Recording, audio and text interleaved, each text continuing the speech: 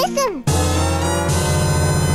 Welcome to Nintendo Voice Chat, IGN's Nintendo podcast. My name is Filip Musin, and today I'm joined by Per Schneider, Brian Altano. What's up? And Zachary Ryan. And Kirby. We're live.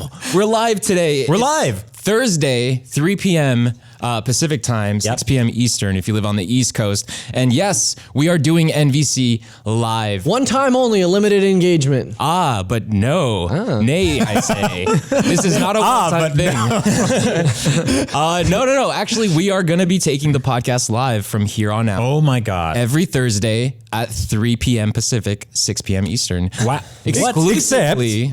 Except if nobody watches. Yeah, unless nobody watches, then we're probably just going to cut this out. But this is exclusive. We'll just go back to doing whatever it is to IGN.com. So make sure if you want to hang out with us live every single week, make sure you show up on IGN.com and you can hang out with us in the chat, just like everyone who's here right now with us right now in the chat is doing. So definitely do that. Yeah. But if you do like watching it pre-recorded, we're of course going to keep uploading every Friday on YouTube, as well as your favorite podcast listening services as well. Same time, same places, everywhere, right? So people are not missing out. But you get the show early here. Yeah. And I have to be more mindful. It's almost like a Patreon, only... I gotta be careful with the potty mouth stuff. Yeah, we can't redo anything, so when we mess up... they can't add the animal guys will have sounds. Seen it. Or the Kirby fart noises. See, I'm already doing it. It's really hard for the crew in the control room because little does the audience know, my beard is actually digital, so to key that live is very difficult, especially when I do something like this. Zach always wanted a beard, and he was in a horrible accident a couple years ago, which caused him to lose it. And so they've been working extra hard in the back room to make sure he maintains beard only grows on the left-hand side of my face. It's very guys, what about Nintendo? They keep my head bald. It's called left beard. What about the Nintendo stuff? Yeah, let's do it. They're doing good. Okay. We do have a lot to talk about. We've got some people here, or people out at PAX that are covering Nintendo for us, specifically Dark Souls, which I know you're all excited about. We're very excited about playing it on Switch finally, as well as Wolfenstein, which we'll be talking about both of those games later in the show. We've also got some Pokemon stuff to talk about. There's been some leaks. There's been some trademark filings that look a little suspicious, as well as the newly announced Firewatch and Don't Starve coming to Switch. Yeah, it's very exciting. But before we get into all of that, let's jump back over to the leaked Pokemon screenshot that showed up earlier in the week, actually, which was a very big surprise to a lot of people. Now, this sort of started making the rounds behind the scenes on Chinese message boards online, and then it sort of surfaced through Twitter. I forget the username. Yeah, there it is. There's the screenshot right there. Yes, it's got a lot of proof. It's got a lot of people a little worried. It's got a lot of people concerned. First of all, you can clearly see Bigfoot slowly walking in the Yeah, yes. Right. There's a lot of things in here that raise suspicion. Is this the first time that a screenshot of a game that's already out, namely Ultra Sun and Moon, has leaked? Is this the first time? Yeah, that's what a lot of people are saying. But sources seem to claim that this is actually a legit screenshot of Pokemon running on Switch. But I kind of want to ask you guys, as well as the chat, and are our expectations set a little too high for Pokemon on Switch? Because I want to know, what happens if Pokemon on Switch comes out, or we see the reveal and it's literally just what we've been playing on 3DS. Oh, I know what would happen. Yeah. It would sell a couple of million copies. Yeah, I mean, it would still sell like crazy, but I personally would be disappointed. I mean, I'm looking more for a traditional, 3D RPG, like something more akin to what you would see with Xenoblade, right? Totally. I want something big and beautiful and full blown, not the 3DS art style, not the 3DS graphic system. I want a game built from the ground up for a Nintendo Switch in glorious HD. So not a Creature/Game Freak game then, because I honestly think Pokemon on Switch will be more of an Animal Crossing like presentation, or something more in line with what we saw on the 3DS. I mean, I think art direction wise, I'd like to see it revamped. You know what I mean? I'm sorry, I said that backwards. Art direction wise, I would like to see what we've come to know and love of Pokemon, but asset-wise, I want to see assets built from the ground up for Switch in HD. I don't necessarily want to see the same sort of chibi style stuff that you would see on the 3DS. If I'm playing Pokemon on Switch, this looks really great, but imagine if it was full blown glorious HD on Switch. Yeah, exactly. You know, that's the thing too, is the footage you guys are seeing That actually right now. looks really good. Yeah. The footage you're seeing right now is actually of Pokemon Sun and Moon running off of the Citra emulator My for PCs, God. which you can totally up-res the game up to 4K. And you can see right there that the textures, and the sprites are already ready to be up-resed for whatever reason. They're already ready already. Well, because when you filter something through the 3DS's screen, it's so incredibly low res that you could put the best looking movie in the world on that. Okay, this looks dope. Now that I've said that and I'm looking at this, like I might be reconsidering. Yeah, this looks pretty damn good. I think this is what the leaked screenshot is. I totally agree. And it's also like from Citra. Yeah, you guys we all wanted Nintendo's consoles and handhelds to come together in one device, right? And they did it. So now you're going to get some handheld Pokemons. You know, I wouldn't mind if the game looked like that as long as they just fleshed it out, made it a bigger game with like more open environments. And a battle royale mode. A battle royale mode. That would be awesome. But most importantly, I just want like more online stuff. I want to see people like walking around that world. I want it to be almost like an MMO. I don't think it's gonna. I mean, honestly, I don't want to sound like a pessimist here, but I do sound like a pessimist here. I don't think that's what we're gonna get. I don't think we're gonna get the MMO or the kind of like bigger multiplayer game, and I don't think we'll see this jump in visual fidelity like a Xenoblade. I've been around long enough to cover Pokemon games where we always said like, so now that they're on a new platform, each Pokemon will say their voice, their name, just like in the cartoon. And like, nope, they went like for years and years and years, even though, the system had the capability to store the voice samples. Well, can you do that? Can you do that again? Perfect. Right? I think it's Kazooie. Battle mode Bainbridge in the chat says Pokemon has to be on the level of Mario and Zelda. So, I mean, I would love to see a Pokemon Switch game come out that does really ramps it up. And changes sort of the way we knew Pokemon and just reinvents the franchise. I'd love that. We talked a little bit about it last week about Detective Pikachu in that like the way that I'm a fair weather Pokemon fan. The games come out and I play the games to like the through line through the main plot. I get all my badges and then I say, great, I had a really nice time with Pokemon this time around. I'll see you again in a few years. But essentially you're playing, I feel like I've played the same Pokemon game iteratively since 1998, right? Yeah, since Pokemon Red and Blue. So like I'm with you, Philip. Like I want to see if they're bringing it, the first console version of this franchise, like I want to see them bring it. Like I want to see them bring something completely new and different, regardless of what Pear has to say. I totally respect that. I want it too. Naysayer. I'm just saying. Yeah. It's not gonna happen. No, I feel like we have to like get a little realistic here sometimes, because I think we're at the point now where Zach's allergic to realism. We're at the point now where realism. Our expectations are that every time Nintendo brings a franchise to Switch, it's reinventing the wheel. It's like Breath of the Wild. And I think that's probably expecting a lot. I don't know. I don't feel necessarily like Super Mario Odyssey reinvented what Mario was. I mean, I feel like it totally did. Well, because you could do a roll? No, because you could wear like you could become like 1,000 different things in that game. It lets you interact with the 3D world in ways no other Mario. This is a good moment. It's been a while since I talked about this, but I would love for a Pokio game.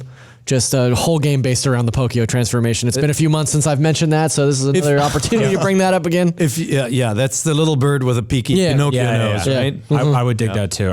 Maybe they'll make that. I don't know. I think it's like there are franchises that need to be completely remade. I think Zelda had a significant amount of fatigue. I think with Mario, they moved the needle just enough. We also hadn't really gotten like a truly 3D Mario game in a while. Okay, that's fair.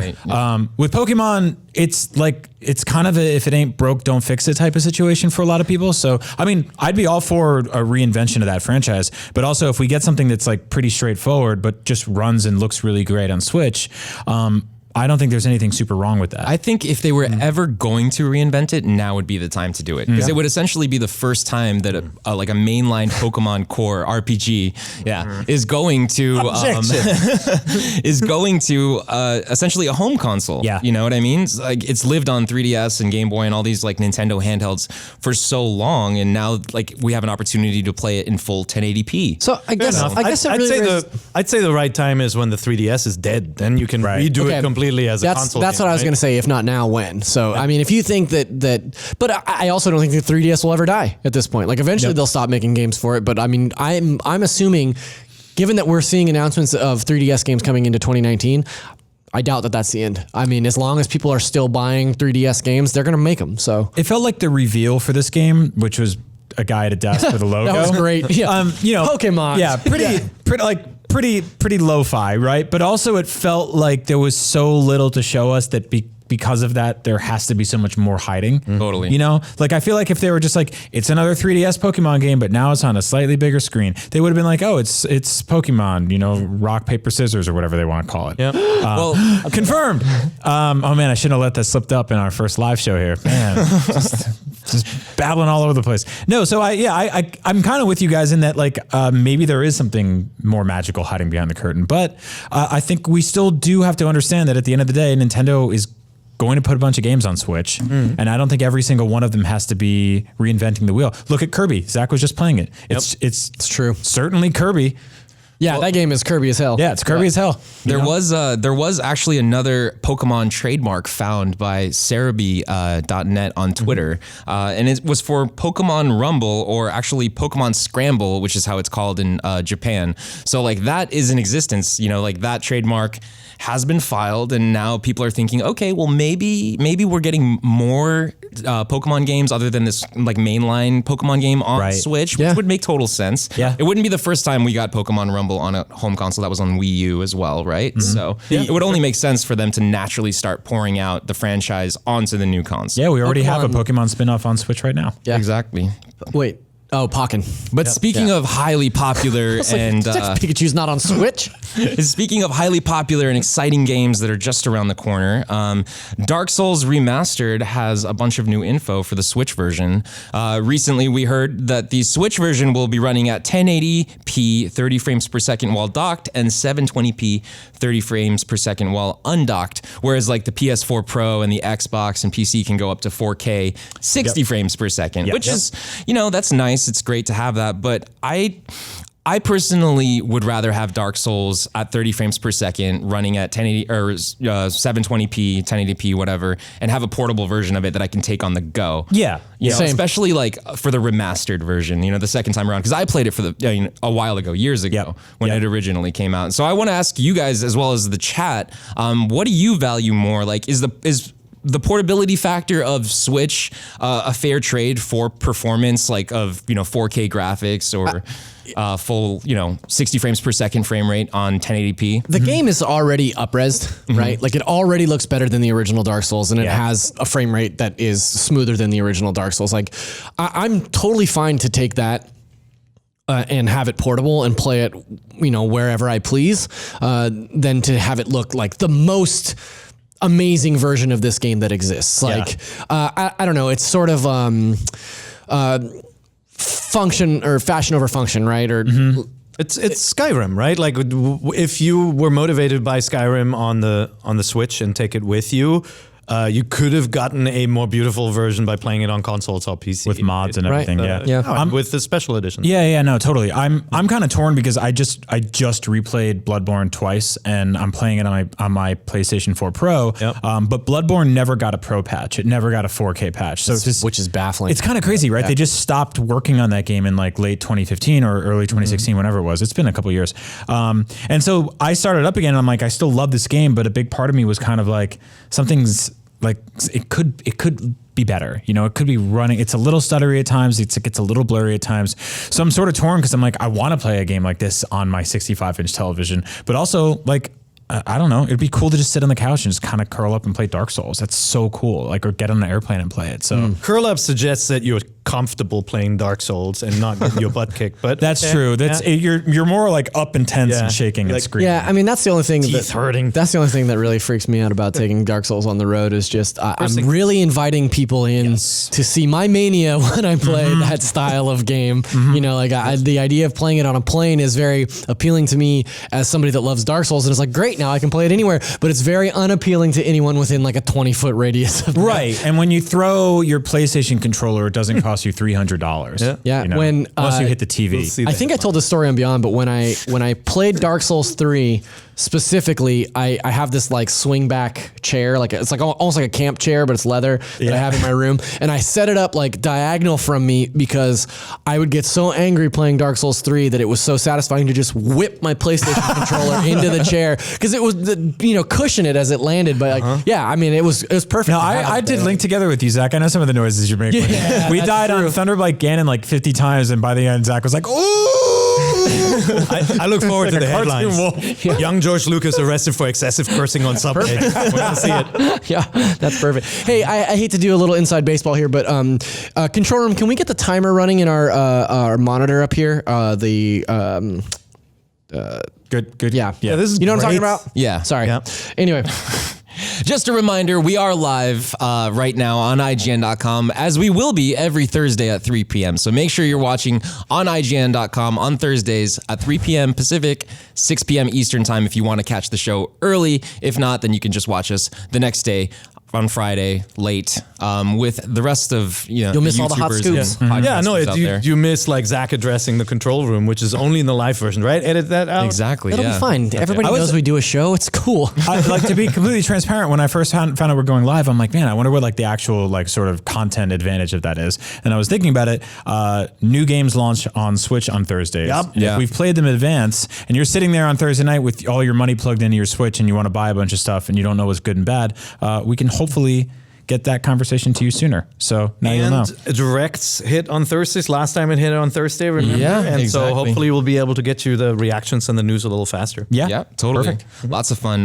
The one unfortunate thing, though, about going live is that we weren't able to grab the B-roll for the Switch version of Wolfenstein, which is what I believe Alana and Marty are playing right now. Right. But I did get a chance to see some of it in action. Now, did you get a chance? I think Zach Yeah. saw it, Yeah, I right? watched it too. You saw it? Okay, cool. The conversation around it right now is that, it looks even better than Doom, which is fine. Yeah. That game looked better than Doom, like to me, like, Oh, yeah. Totally. That's, like, I don't think it's like out of the realm of possibility here that it looks better on Switch than Doom looks on Switch because it looked better on PlayStation 4 than Doom looked on PlayStation 4. Yeah, So, it came almost a year or two later. yeah, I mean, it's the same engine, but they had more time to learn the ins and outs of that system. Like, that's a great looking game. So it doesn't surprise me that it looks better on Switch. Yeah. I'm just, it was my second favorite game of last year, and I'm really excited to, in the same way of playing Dark Souls, like I'm stoked to play that game again and take it on the road. I don't know. I had too many Germans in it for me. Yeah, so many Germans. I don't enjoy Germans. Now, are you That's guys your gonna, peoples. Are you guys going to be okay with like a sort of scaling resolution for Wolfenstein? And Yeah. Go ahead. I was gonna say I hope there's a few more options this time around in terms of like pushing and pulling sort of the quality of all of that. I know like Doom had some stuff when you lifted up the hood a little bit. I appreciate that those kind of things. Just sort of even if it's like draw distance or frame rate, pop in, anything like that. I'll be honest, I play the kind of the high performance games, like games that are designed to dazzle you with their visuals, like, the big first person shooters coming out, games like Far Cry, Assassin's Creed. I always want to play them on the most powerful hardware. Yeah. So like I have a hard time, like I will buy these games when they come out new for Xbox One X or for my PS4 Pro, and then probably will skip the Switch version unless it is a game like an Elder Scrolls game or Fallout or something like that, where you're just spending so many hours that you're like, you know what, I want to take it with me and play it on the go because I will have more time on trips or when sitting in an airplane. Yeah. Totally makes sense. Yeah. Totally. Both Nowhere Star 14 and Zero Pulse agree. Zero Pulse said, I think the portability is worth the trade-off. I play most games portable, and Nowhere Star says, I'd rather have a thing that I can take with me than being stuck in my living room playing with slightly better visuals. I think that's the general consensus of the Switch. You know what I mean? Like, Because it's good enough. It's not like back in the Wii age where the resolution was so blurry that there was a real difference between Call of Duty Wii and on the next platform. My go-to example for that is Dead Rising Chop Till You Drop. Yeah. Did any of you guys play that? That is the Wii game. It's the Wii port of the Xbox 360's Dead Rising. There were no zombies in it. The entire the crux of that game was fighting massive waves of zombies, and you would like walk out of the mall, and there'd just be like 6 guys like, hey. Oh, they're talking. And that's it. That's it. But you also, this is obviously sort of off topic, but you also got things where people had to circumvent that stuff sort of creatively. Like the Wii version of the Ghostbusters game was a completely different game, like completely different art style. Well, it was the same game, but they redid all the graphics. But then like you look at something graphics. like Dead Space Extraction. Dead Space Extraction is cool. Which was really cool. great game. And that's them saying like, okay, obviously we can't run the full version of this game, so let's pare it down. It was actually really cool because it reminded me a lot of the kind of stuff we saw very early on in video games, period. Like in the console wars, where people would take like the arcade version of Contra and Double Dragon versus the home versions of those games are almost completely different games. Yeah. You know, like architecturally, they're just very different. Yeah. Even like the port of Aladdin for Super Nintendo and Genesis are vastly different games. Completely different dev teams, both really good. It's really cool when you get to see stuff like that. So. Yeah. Well, I think, I don't know. I'm very excited about the newly announced Firewatch Switch version. That was a cool surprise. In your face. This morning. Yeah. How many of you guys played through the whole game? I beat it. Yeah. It's not very long, but it's not very interesting. Oh, here we go. All right. So just to put things into perspective here, a lot of us on this side of the table here like the game, whereas some of us on that side of the table don't. Well, hold on. I'm not going to go as far as Zach did because I will say, me and Brian hate it. yeah, the haters. No, I will say that when I first finished that game, I was kind of like, that's it. Yeah. Like I don't know what I expected. Don't spoil it, obviously, for Switch fans. But it's not like what you expect from a video game ending. No, not at all. In fact, in many ways, I was like, I kind of wish that was like a short film I had watched. Yeah. Firewatch is a sort of kind of not really. It's sort of like a camp counselor simulator game almost, right? Like a mystery. It's a mystery. It's a death mystery. And the art direction is very simple and very minimalist, but the setting is really cool in terms of like you are basically on this mountain and you're trying to solve a situation that happened, and that is resolved within a few hours. And between all of that, I think the coolest thing about this game is that the main character brings a personal story into it. It has one of the best intros I've ever played. And it's just, there's a ton of weight to that personality that I think is really interesting about it. And the voice acting is fantastic. I think when you're actually playing the game, you're not really doing a ton of stuff, but that's most kind of walking simulators. Let me clarify. I think Campo Santo, I think as a team, they are an incredibly talented team. I think this game showcases some really brilliant performances, and I think the story is very interesting. I think the stuff that you do as a game is boring. And it took me... Fair enough, yeah. It took me... I felt like I was trudging through the game to get to the next bit of story, and like I enjoyed the story and I thought it was good. I would have much rather watched this movie. Yeah, than and so play this it's game. actually there's a significant amount of backtracking and stuff like that. But I will say that the game ended, and I just kind of stared at my TV and was like, "Oh, that was it." And then I gave it some time, and I thought about the story beats, and I was like, "Oh man, that's actually." It was really, really special. Once I was removed from sort of the I would say the trudge of kind of like moving around. I mean, even this character that you play as feels sort of like Wreck-It Ralph. Like he's just like this big guy with big hands, bulky, and like the art style is the design is by Ollie Moss, who creates amazing posters that are incredibly hard to find. I still want those Star Wars posters. Those posters you have are a couple dope. of $1,000 for me. But what I like about this game, and I'm actually not a fan of walking simulators. Walking simulators sounds like, just the name sounds like a horrible genre, right? Like Gone to the Rapture, a game where it's like, I get bored because it's just kind of like, it's a little bit like the, you're walking down the street and you get a story read to you, and like there's not like the mystery unfolds and it's more like a graphic novel style setup, but like there's not a lot to do. And I felt like this game actually added a lot of stuff to do with like kind of like the interaction with the tools that you have, the talking to the person on the other side of the line, witnessing something weird in the distance. Like a lot of the walking simulator stuff very devoid of life, and this one had like a weird kind of Lost style vibe and mystery going on, and like a little Stand By Me in it. And you saw this, the version that was running there, that's not the Switch version. No. The developer is saying they're going back, they're redesigning the game from the studs so that it runs smoother, and so it loads faster, streams faster as well. So that was my one problem with the original, was it chopped up and like it kind of took you out of the experience. I just thought the atmosphere and like the performance is so natural and awesome. Yeah, no, like, you can't help but like the banter and the interaction. Sorry, go ahead. I side with you, Pear. Like, I am totally not a fan of walking simulators at all. I find them rather boring, but Firewatch's story just kept me so hooked. Like, even though the gaminate to minute gameplay itself wasn't that exciting, like the sort of like chase of finding out what the mystery was and like what this game was going to turn into felt really exciting for me, and it kept me compelled to play through the entire story. And even though it only took me I think it took me maybe 5 hours, 4 hours to get through the entire thing, and the ending was a little underwhelming, I was still glad that I had that experience, because I feel like this is one of those games that does it really well. Like if you're going to play a walking simulator, Firewatch is a good walking simulator to play. This game to me was fine. I wish, given Annapurna's support of the Switch and what they've got coming, I wish we were getting What Remains of Edith Finch. Right. That game struck a more resonant chord with me. a month. Yeah, maybe so. Yep. Yeah. We'll see. Well, Don't Starve was also announced this morning for Switch as well. I put a little bit of time of this into this game on Vita, so I have had like that portable experience with it, and I think it makes for just a great survival portable game. Like quick fix, pick up and play for like 10-15 minutes and then jump right out. Yep. Like that's the kind of game it is. So we're not getting the Don't Starve Together version, right? So it's not the 2-player one. We're getting like the special edition. So it has the 2 DLC packs like Reign of Giants, and Shipwrecked. Shipwrecked, yeah.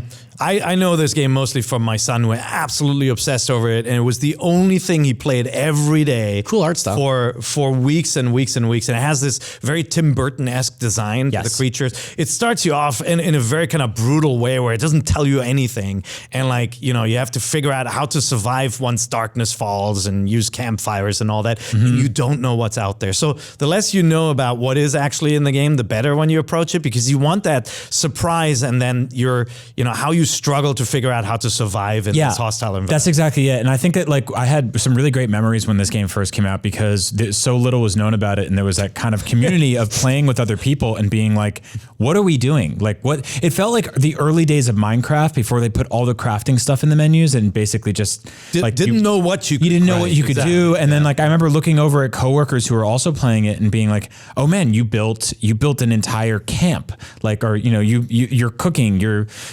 fossiling, you're making tools, all this crazy stuff. And so that's your mileage will vary depending on how much you're into that. If you want a game that's a lot more straightforward and a little more handholdy, this will push you away, because it is pretty damn difficult. It's survival Animal Crossing in a way, right? You're figuring out what the game systems are and learning more and more about it. And it has a real dark side to it too. That's hence the Tim Burton-esque. Yeah, there's when it turns to night in this game, it's pretty damn horrifying. It's terrifying. And I know there are people either you play this game for an hour or you play this game for 100 hours. I know very few people who are right in the middle. So now we got to move on to the next segment. But before we do, I just want to mention one more game was also announced this morning. It's called Toki. Yeah. Per knows a little bit about this. Well, game. that's in Japan. It came out as Juju Densetsu. It was made by TAD back in 1989. Actually, an arcade game. Really weird side-scroller shooter where a man gets transformed into an ape and he can shoot out of his mouth. Yes. We don't know what it is. He's shooting orbs. And it's it has kind of think of the Jungle Hunt kind of side-scrolling swimming perspective, side-scrolling jumping.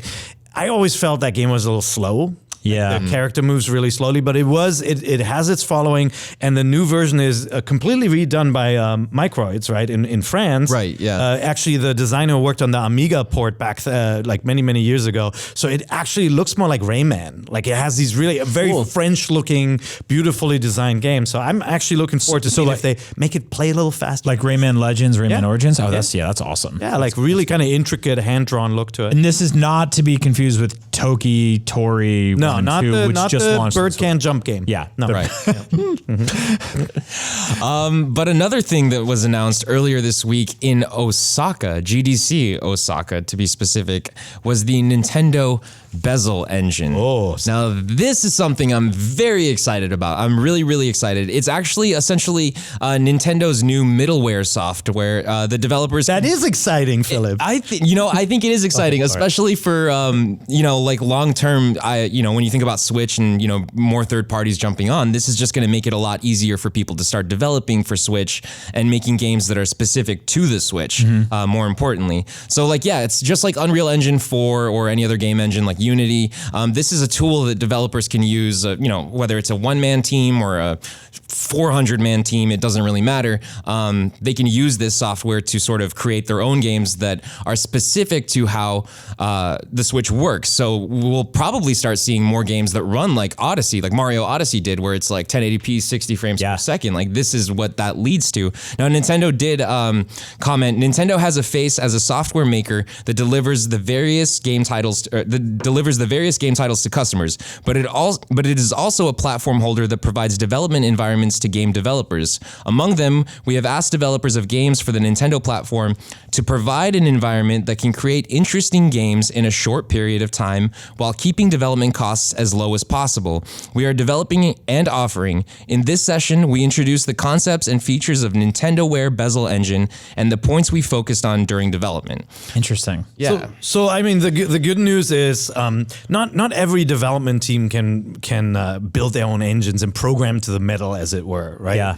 Like if you guys go back to our interview with Julian from Factor 5 here, right? Those guys like to spend a lot of time creating their own sound engines, their own graphics engines, and you get games out of that look really beautiful. But a 2-man team can't do it. A 10-man team usually. Yeah. Right? And so it's great to have more support. We have seen a lot of games ported to Switch very quickly from PC because of the Unity engine that they were built on PC. So that's awesome that Unity runs on Switch, but there are limitations, and you can kind of spot the Unity chug sometimes, right? Like you get a side scroller and you're like, it's not pushing complicated visuals, but it's still slowing down. Yeah. And I'm hoping that the Bezel engine will make it easier for companies to realize their vision without having to spend that much time. What's great too is that there is no specific standard for how much a Switch game costs, right? I mean, first party stuff is $59.99 generally, right? Or it's a little bit cheaper sometimes. Yep. But for the most part, when you jump on the online store, when you go on the Switch eShop, which many of us do like every other day, and just poke around,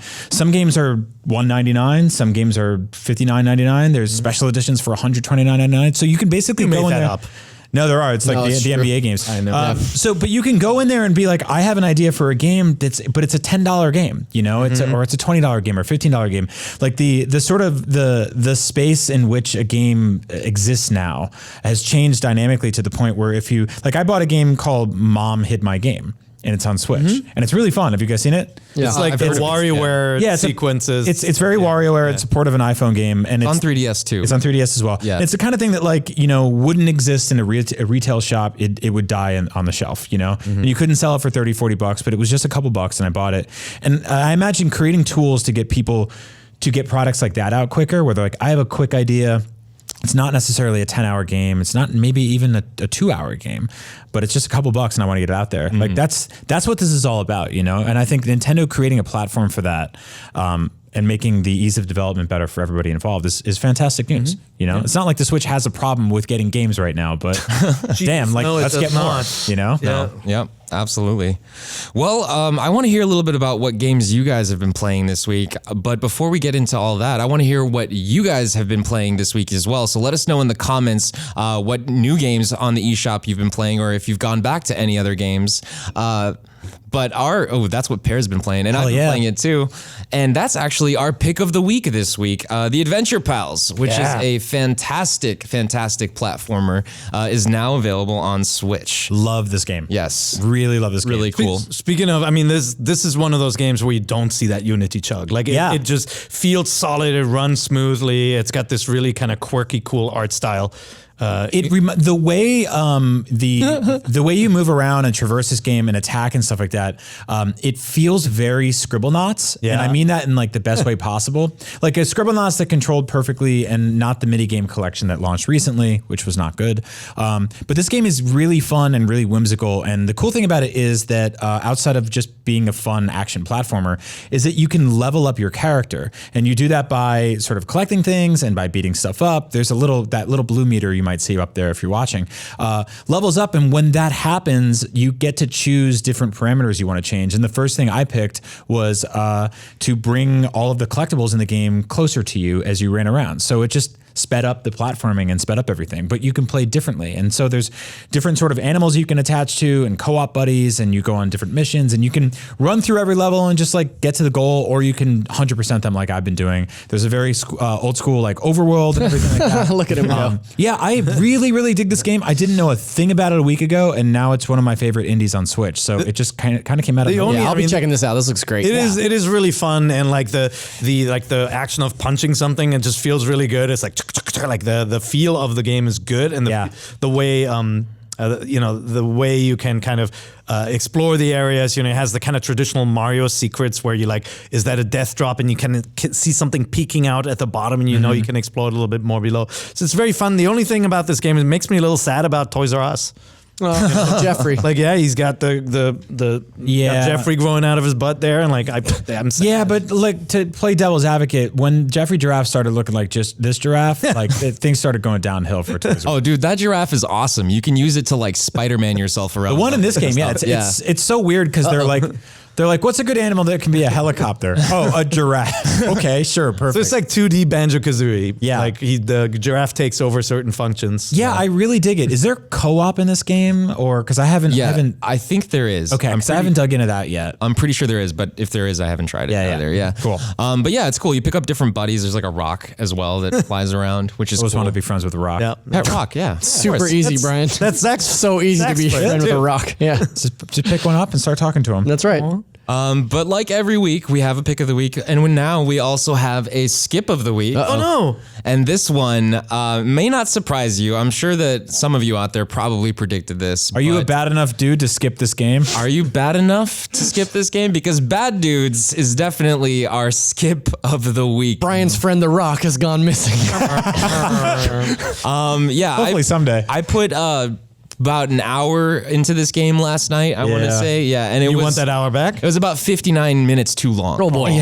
Yeah. Oh boy. Yeah, so did you play the original Bad Dudes on NES? First of all, like I don't know what's going on with the filters in this game. Did you just supposed to look like a CRT? Or did you get a chance to play the Switch version? No, I All haven't. right, so there is an option, just to let everyone know ahead of time, there is an option to change the filters and switch them off if you can't stand this sort of thing. Doesn't make the game look that much better though. Yeah, so the plot of Bad Dudes is the president gets kidnapped, and President's daughter gets the president's kidnapped, daughter right? gets kidnapped, and then these two dudes that I guess is friends with the president. I don't know why he's friends with dudes. Would just show Bad up. dudes. Bad dudes. Yeah. They show up. Back then, bad meant good. The 80s were weird. To be fair, our president now is friends with some bad dudes. So That's that's true. no big deal. Bad hombres. There were not a lot of great Data East games in that era either. So Yeah, I got a Data East like retro console recently that had a little collection of them, and I was digging in there and I was like, oh man, yeah, some things, this is no NES classic basically. Data East USA, that's the Boston company. Yeah, so of course. this was one of those like co-op action arcade beat 'em up games, right? Where 70% of the game took place on moving vehicles like trucks or trains, and you could throw bloody knives at people and stuff like that. But Bad dude stuff. Yeah, it's the kind of stuff that bad dudes would do. But it's just not a great game, and so the idea of having it on your Switch. Maybe you have great memories for this. There was a couple years ago where everybody all of a sudden was like, Altered Beast is a classic. And I was like, you don't remember Yeah, that game, no. do you? No, but remember in your childhood, there were games you played that weren't that great, but maybe they were the only games you had for a couple of months. And so you have this sense of nostalgia. And quite frankly, as a kid, you don't always know if You don't know the it's difference, good or not, right? No, because there's no one telling you you're wrong. There's no internet. To be fair, I think there is an audience for this game. It's a very Bad niche dudes. audience. Yeah. But like Same joke. yeah, like if you grew up playing, games like this, if you had Bad Dudes as, Friends. as a child, and literally no other game to play, then yeah, pick it up. Sure, it's a great, walk down memory lane. Yep. But if you're like all about playing Human.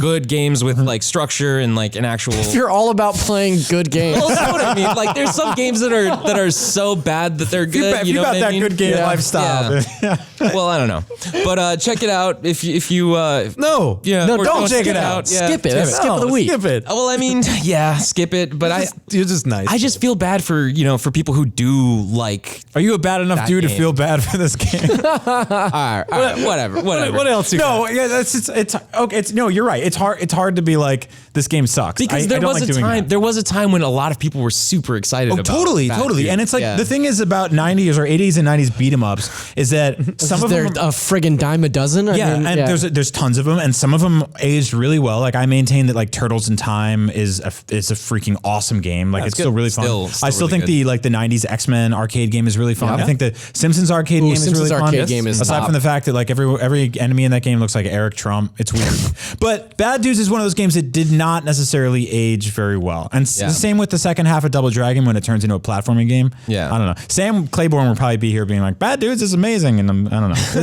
It has an audience, right? Like, but All right. It does. I'm not a bad enough dude to like it. Before we take a break and move to our next segment where Zach's going to take over for a little something special for you guys, I do want to talk about one game that a lot of you probably have not heard of yet, and I'm guessing that you guys haven't heard of either. It's called Decay of Logos. Now, this game was recently announced. Made up, doesn't exist. For Switch, and I've been in touch with the developers. They sent us some exclusive Switch gameplay and B-roll that I cut together, mixed in with the trailer. So you're about to see it on screen right now of the game running. And now this game is really cool because it's a Zelda-like action adventure. Hello. game. What? Yeah. Okay. Hey, what's up, Breath of the Wild? I saw all your eyebrows go up. Oh my God. It's very, very, very cool looking. Now, I haven't actually played the game myself, but I've heard a lot about it. So it is, like I said, it's a Zelda-like game where you're playing, going through dungeons and you're sort of getting new weapons and armor and items, and working towards this main quest goal. But the gameplay and the battle system, if you're paying attention to the video, is kind of similar to Dark Souls, and that's here we really go. the way that the devs put it. Yeah. So it's not meant to be like a punishing game, but it's definitely a challenging game. It's got a ton of lore in it, and it's heavily. This looks dope. Yeah, it looks really cool. It's heavily inspired by like the Lord of the Rings franchise and like high fantasy and stuff like that. There I am playing it. Yeah, on that's right. Dreamcast. It's amazing. I like riding horned beasts. Yeah, and I mean, just look Bear at Schneider, age 5. look at the consoles that the devs have set up. I mean, these guys like know their gaming history. He's got an NES down there in the corner next to a Dreamcast, next to a Switch. So this is a really cool looking game. Thank you for showing us this. I did not even know this was. I didn't know this I existed. feel like I saw this at Day of the Devs. It's also coming out on PS4 and Xbox and PC as well. Yeah, but the Switch version is the special one. I think that's the one that's really going to take off. But I just wanted to get it on your radar. I want everyone to be aware of it. This is coming out this year. There's no exact set release date yet. Looks super cool. But yeah, it's really, really interesting. The graphics are obviously very, very neat. I love the art style, the art direction, but really it's all about that Dark Souls style gameplay and Zelda-like adventure. I mean, y'all know I'm into that, so. Yeah, exactly. Cool. Yeah, so check that out very soon. And also, there should be a developer interview coming out very soon on IGN.com. So keep your eyes open for that, and I'll tweet that out as soon as it's ready. Cool. But we're going to take a quick little break right here, and Brian Altano is going to turn into Sam Claiborne. Finally. My dreams have come true. And Zach's got a cool little history lesson for us about Final Fantasy 6 or 3 or one of those. Whichever. 6. Yep. Yeah. It's all the same, right? They're But hang tight, and we'll see you in just America. Just a few minutes. Listen. And we're back with part 2 of Nintendo Voice Chat, joined by none other than Sam Claiborne. Did I hear bad dudes? Yeah. No, that's something. I heard bad dudes from the other room, and I came running. Yeah. Sam, What's your take on it? Favorite? I mean, are you a fan? No, it's awful. Oh, okay. But you All right. save the president, and you fight Karnov. Good. I feel Karnov much is better. from another video game. Definitely skip of the week then. Right. Definitely skip Yeah. it for sure. It stinks. Yes. So funny though. If you can play it for free, ever do it. Yeah. Well, there you go. If there's ever a free sale on it on the eShop, then you're gonna pick it up. Skip of the week. Zach, you're here to tell us a little bit about an anniversary happening this week. That's right.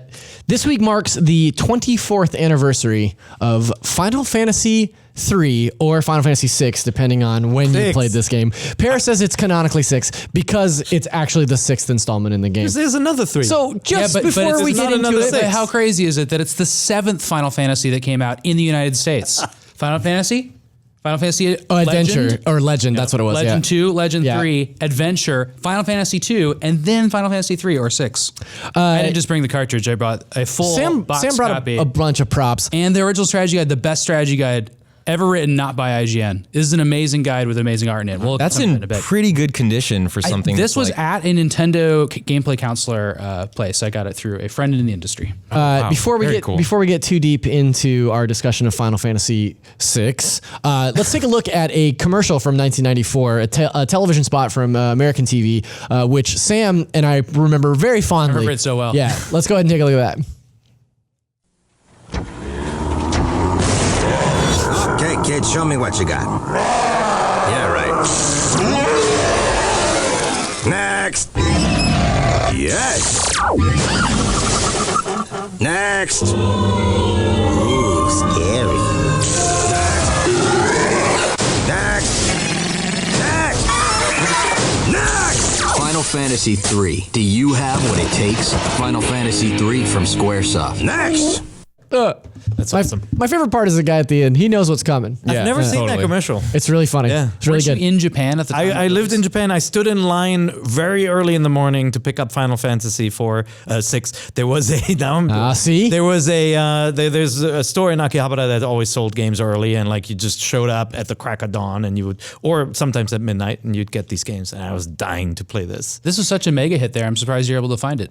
I had to stay in line. There was a long line going around the block, but they had plenty of copies. Nice. Well, Yeah. And then I didn't do anything for multiple days. and that day that you stood in line was April 2nd, 1994. That was the date that it was released in Japan. It came out in October in the US. Obviously, it's the sixth game in the series. Final Fantasy VI will denote that. But it was originally released as Final Fantasy III in the US. Everybody kind of knows that whole scandal. But What they IGN might not know is that there was a tagline of "No wimps." no wimps. There's a Mog t-shirt would in say, there. yeah. See that little T-shirt? No IGN wimps. wasn't around to review the original Final Fantasy VI, but we re-reviewed the GBA, the Game Boy Advance version in 2007, and Jeremy Dunham, friend of the show, Yep. guy we've had on the show, he said about the game then, it's one of the greatest games the world has ever seen. It's just as entertaining now as it was during Clinton's first term. How political we are. We've called this game the number 2 greatest RPG of all time and the number 38 best game of all time. So obviously, big hit here in the office. You know what's crazy is that the number 1 RPG of all time that we said was it was Chrono Trigger. Yeah. And that was developed at the same time. That's right. As Final Fantasy Yeah. 3, 6 Came out a year later. and oversaw by the same person. Yeah. The Gooch. That's right. Yeah. Sakaguchi. Sakaguchi, colloquially known as the Gooch. The Gooch. Apparently, The Gooch-san. yeah, So we'll talk about him in just a second. Let's talk about the personnel. I'll never be interviewing him. I interviewed him once. Nice. Yeah. Mr. Gooch-san. Yeah. Yes. So this game was directed by Yoshinori Kitase, fresh off of Final Fantasy V, who would also direct Chrono Trigger, Final Fantasy VII, and Final Fantasy VIII, and he also created Kingdom Hearts. Still works at Square. He's the director of this game. Director, right. And that's notable because this is the first time a Final Fantasy game wasn't directed by Sakaguchi. That's technically not true. The first game, Final Fantasy, the original, was not directed by Sakaguchi. and that's still the best Different- Final Fantasy. So there's False. a trend here. Different director. Different director for that game. He was credited as a designer. So he did produce this game, and Sakaguchi did produce this game and co-wrote it with Kitase-san. And then there was a second director who directed the battle situations and world map stuff, and that was Hiroyuki Ito. He's actually the creator of the active time battle system that was made popular in Final Fantasy IV. And he also was Which just means that there's like a timer. Yes. Yeah. So you Instead can't of just wait being forever. 1, 2, 3, 4, like the characters have different timer speeds depending on your status too. And when the bar is full, then you can activate that character. And some games still use a variation of that. Is that right? Yeah, a lot of... behind the scenes too. yes. Yeah. That's true. Yeah. Like up through the PlayStation era, the active time battle system was, or some variation I of love that was still I very love popular. that system. Yeah. I really liked it. Hiroyuki Ito also was the second director for Final Fantasy XII after Matsuna-san left. It's one of my favorite games of all time. And then, of course, we've got this awesome character design showcased here. Well, now you can't see it, but by Yoshitaka Amano. And music... Who'd done the covers for all the Final Fantasy right. games and all the art and all the character design for all Music that by Uematsu-san. You guys in the US, obviously the cover art was not that. Yeah. Right? The Japanese version has that silhouette designed by him of the walker there. I have that game still. I kept it from way back in the 1800s. Nice. Yeah. The way back in the 1800s. So development for this game began immediately after Final Fantasy V wrapped, and took just over a year to develop. So short. Which I put in my notes in all caps. What? Question mark? Because that is an insanely short development cycle. So just to put it into perspective, Final Fantasy VII would take 3 years to develop. Final Fantasy XII took 6 years to develop, and then of course Final Fantasy 15 took upwards of 10 years to develop. So this game, these guys at Square really hit their stride on the Super Nintendo after 4 and 5 had hit Super Nintendo. They knew what they were doing, and they created Final Fantasy VI with a year turnaround. And that game is full with. I mean, there's so much content in that game, so many characters, even some optional characters, which I absolutely love. It's interesting that you bring that up because Sakaguchi and Katase, their approach to creating this game was to create a Final Fantasy where, quote, every character was the protagonist. And one of the things that Final Fantasy VI is still so celebrated for is its major emphasis on narrative and the amount of time that it devotes to character development. Every character in this game, even if it's a side character, gets their moment in this game that explains their motivations, explains their backstory, makes you sometimes you feel play something the for those. backstory. Yeah, exactly. Makes you feel something for those characters. And there were 14 characters. Except for Gao, he's just some kid. He's a feral child. I like Gao a lot. Yeah, he's got a cool. Great music for Gao, but I didn't like that character. But Why? He's got a great mullet. It's green. What you're bringing up, what I thought was so impressive with that game, not only do you have a character who you could finish the game and never have in your party, but there are also those moments with Shadow, the ninja, who will just disappear. Yeah. Like you'll fight a battle and then he's like, I'm out of here. And then he's gone. And there's actually a part in the game where he's missing and you wait for him and you have a choice. Do you wait or do you take off? And like, it's so stressful that a lot of players take off. But if you waited till the last 5 seconds, he comes back. Right. And then you But if find you him take later. off- You can convince him to join your party. And it's so awesome. What happens if you take off? He's gone. He dies. Yeah, he's dead. He's dead. And you start the game with a main character, Terra, who unique female lead for a Final Fantasy game at the time. First female lead in Final Fantasy game. And then she disappears for a long time. Yeah, that's true. It's very you're troubling. immediately Your thrown party is- into turmoil with her, and you take control of Locke and Edward. So that's another thing. So there are 14 main characters in all, right, in this game. Real quick, Terra. She's a magic user that begins the game under mind control by the evil empire here in the game. Locke, who's a treasure hunter. Celis, a former general of the empire. Edgar, the king of Figaro. And she has a great voice. That's true. And by the way, we don't know how to pronounce all these names. No, that's true. Yeah, that's all subjective. Sam and I were talking about it earlier. We were saying, like, how did you pronounce these names? And then we realized that they're all fake, made-up names anyway, so it doesn't matter. Well, you know the correct pronunciation of most of those names, right? Garuk. It's Garuk. It's Garuk. Yeah, it's always So Garuk. Terra's correct pronunciation is Tina because the names were in changed. Japan it's when I Japan. played it, I thought it was Ceres when I played it in Japanese. Oh, it was yeah. in katakana. Tiny So Tina? maybe it's Tina. Celeste or Celes. I don't know. More characters. Sabin, who's Edgar's brother. Cyan, who's a knight. Setzer, the owner of the world's only airship. Yep. Shadow, who's the ninja we talked about earlier. Realm, who's a child mage. Straga, who's Realm's grandfather. Gao is that feral child. And then you had 3 optional characters. Mog, a very cute Moogle. Love Mog. Umaro, who I didn't even know existed in this game until I yeah. did my research for this podcast. Completely optional character. Yeah, He's a and he's Yeti. a cool Yeti. Yeah. And then Gogo, who's a mimic. Yeah. There you go. Can you see the Eddie? Yeah.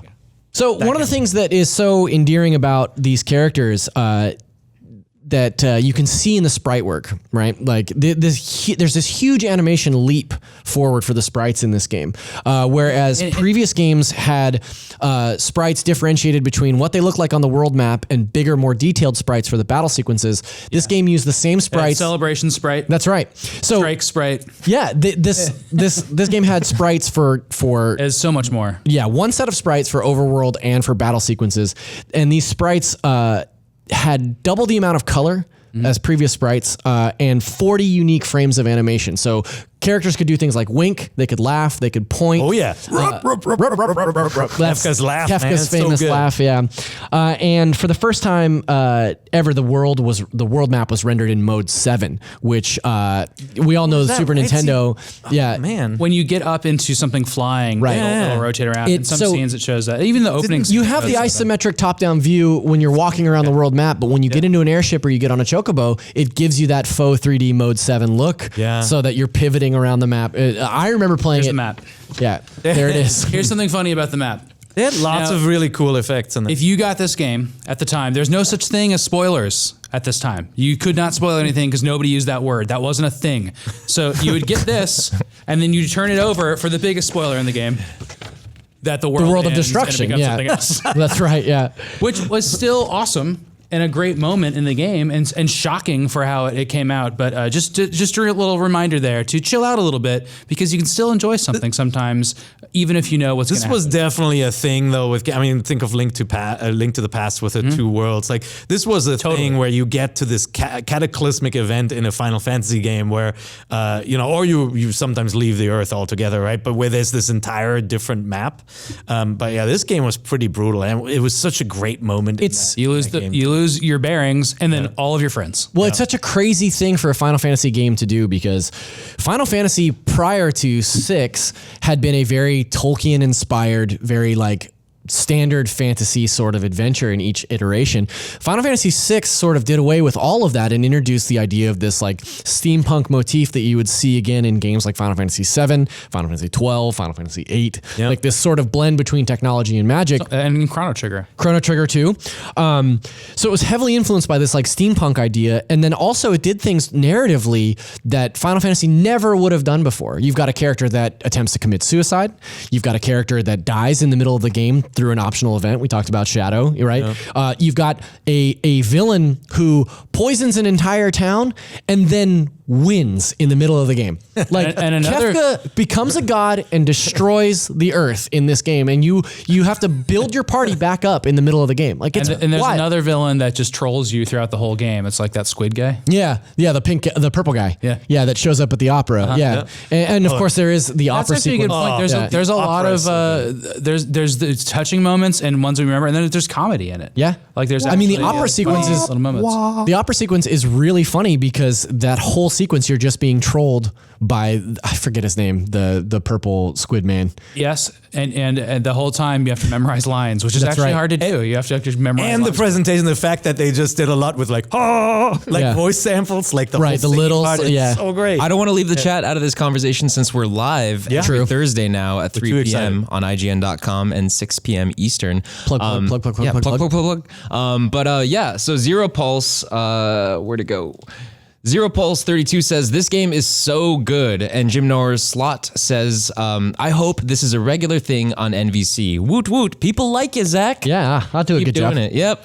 And then Rafa says, Zach.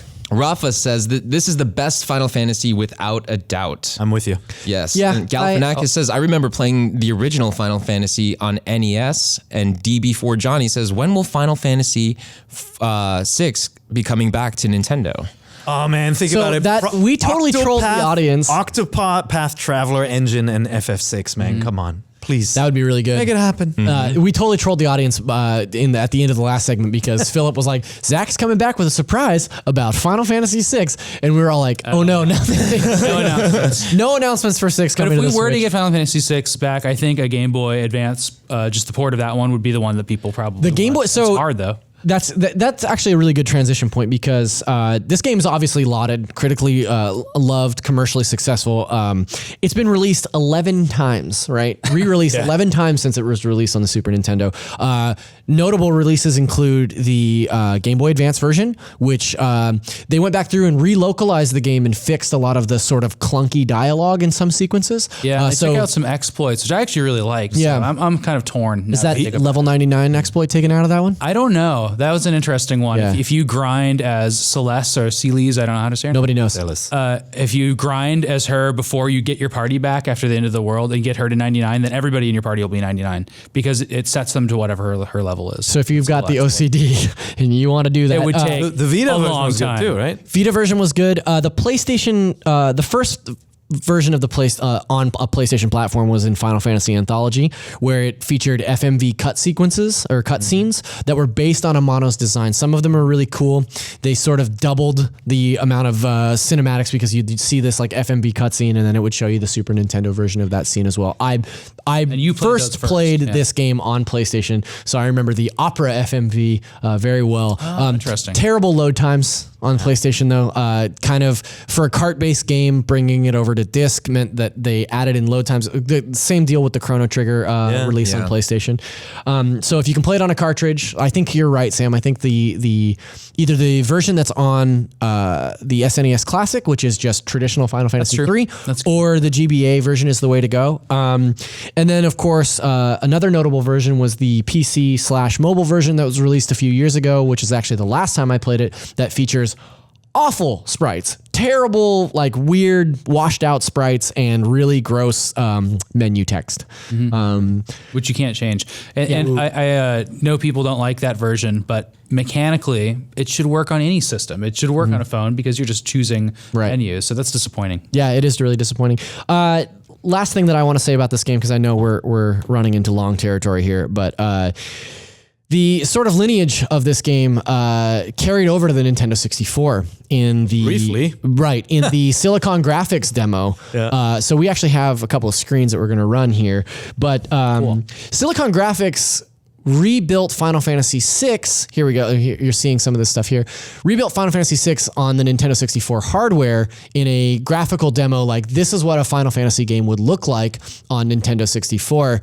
And then, of course, this got before the Nintendo 64. Right. Yeah. So yeah, I was already covering Nintendo at that time, and like we all firmly believed the N64 was the next logical step for Square to take Final Fantasy. And so that was obviously, we saw this demo.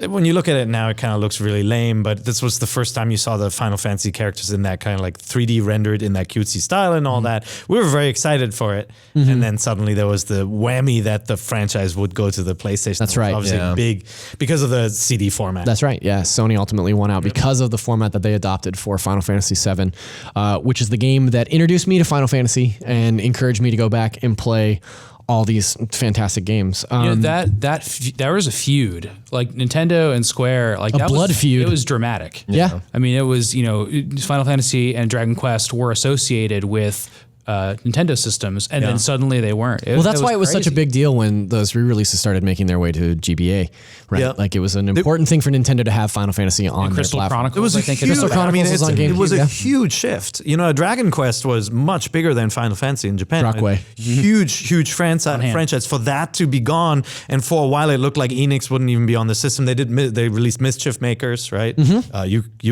troublemakers in Japan, and that was like, oh, Enix is back now. Maybe we'll get Dragon Quest, and it never Still materialized. Like that was a huge shift for the Nintendo platforms.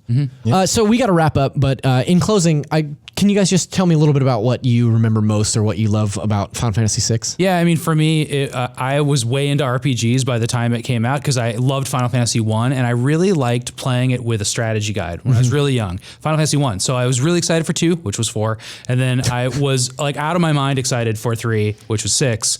And then What number was 7? Here's what's funny is, do you know what the actual follow-up for Final Fantasy 3 was in the United States?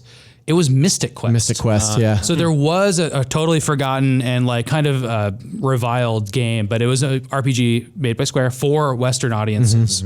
Quote, Dum-dums, unquote. yeah. And so I was even excited for that. And in that time, like Final Fantasy was just overwhelmingly cool, and my friends liked it, and it was like just a big hit.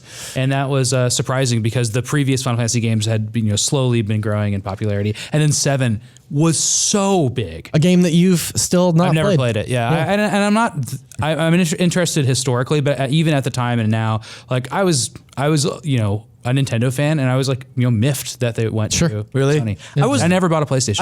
I was a little like, I like Final Fantasy 7 as well, but I was a little let down because I really liked the grid approach, like the way you explored a building and the way the caves weren't organic, like they were all on this kind of like map system, and I felt like some of that feel was lost with FF7. But obviously great story in that one. No, the things I remember, first of all, the music is fantastic. Yeah, some of the best music in gaming ever. You know, 4 and 5 have absolutely beautiful soundtracks. Some of the later games as well, but I really have a soft spot for 6. I think the opera scene is just really, really cool. And then that game did so much with effects and overlays. Like if you remember, it had an entire like cinematic scene of the mechs walking with it snowing, Yeah. and the In beautiful Mode 7. music kicking, and they did a lot. Yeah, they did a lot with that music, and that theme is just so beautiful. And you know, that was like technologically one of the best looking games in the world at the time. Right. And Donkey Kong Country came out after that. And like Nintendo was at the top of their game and a leader in, you know, having great graphics. Yeah. And I think we think of it now as, sprites, and it's old school, but like it's notably technologically amazing at the time. It's some of the best sprite work ever. I mean, And ahead of any RPG on the market at the time, right? I mentioned Dragon Quest. Dragon Quest looked like a generation behind. It still Final looked Fantasy. like Dragon Quest, and this didn't look like anything else. at this point in time, Square had released a bunch of Final Fantasy games, but they still weren't this like home run, like household gamer like company, right? Like nobody, like Square wasn't huge yet, right? And this game helped put them on the map, not as much as Final Fantasy VII, but this game 7 in the certainly- US for sure, Yeah, yeah. this game certainly the pedigree of this game and the lineage, the legacy of this game really helps people to recognize Square as a powerhouse developer. And to me, the way that I experienced this game post Final Fantasy VII, you know, I playing Final Fantasy VII as my first JRPG ever, or RPG in general. I remember thinking like it can't get any better than this. Like this is the best. Like I love this so much. So when I went back and played 6, and there were so many different things that it did, and it, like you're saying, like it's not an open world game, but it's so much less linear in the way that you can choose which party members you're taking. And there's moments where you have these battles that you're controlling 3 parties at one time and you have to strategically position them on the map, or the fact that in the middle of a battle, a cutscene just breaks out. Like a cutscene just happens in the middle of a battle. Like I remember thinking that stuff was so cool and was so Like baffled. that characters talking. Yeah. Like it seemed impossible, right? It just baffled me that it had come out, you know, so many years before, and that it would the graphically it looked so primitive at the time, but narratively and gameplay wise, it was so ahead of its time that it kind of turned me on to retro gaming, right? Like it was something that really interested me and encouraged me to go back and play games that I had missed. Such a good Well, it was an important game back then, and I still think it's an incredibly important game and you know, piece of gaming history that we need to recognize. So thank you very Yeah, much of course. for doing that. Yeah. Professor. Very cool.